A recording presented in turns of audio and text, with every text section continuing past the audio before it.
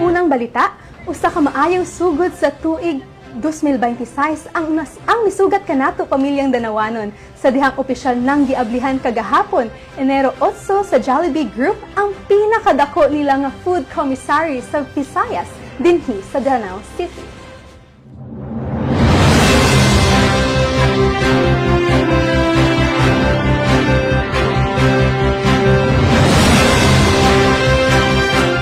Sa Barangay Ginsay, opisyal nang nag-operate ang Pinnacle Quality Food Incorporated, ang ika-12 na food commissary sa Jollibee Group sa Pilipinas ug ang pinakadako sa Visayas.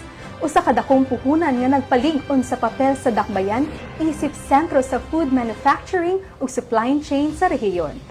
Ang maong pasilidad nagaserbisyo sa nagkalaing-laing brand sa Jollibee Group, sama sa Jollibee, Mang Inasal, Chowking, Greenwich ug Burger King nga nag-apod-apod og produkto sa Visayas ug Mindanao.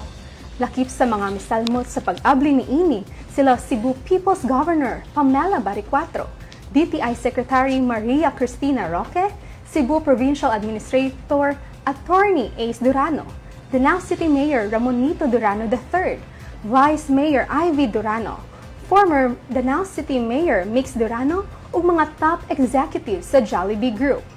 Kini nga proyekto nasugdan pa sa panahon ni former Mayor Mix Durano. Mahinumduman nga pinaagi sa hiniusang paningkamot o klarong pananaw sa lideratong Durano sa lokal nga pamunuan na himo kining tanan nga posible. Ang maayong koordinasyon, maampingong pagplano ug lig-on nga baruganan sa sustainability mao'y nahimong pundasyon sa kalampusan. Gikan sa paghatag prioridad sa pagpalambo sa ekonomiya sa Danao City, pinaagi sa Investment Forum, pagpausbaw o pagmodernisa sa mga proseso sa panggobyerno, hangtod sa maisugong pagdeklara sa Danao City nga more than ready alang sa mga pamuhunan, klaro kaayo karon ang mga positibong resulta. Kini nagpakita nga kung adunay visionary leadership o tinabangay nga paningkamot, ang kalambuan mahimong tinuod ug malungtaron. Kung magpadayon kita sa pagpanday ug maayong panggobyerno karon, ang umaabot nga henerasyon mao'y mag-ani sa kalambuan ug oportunidad.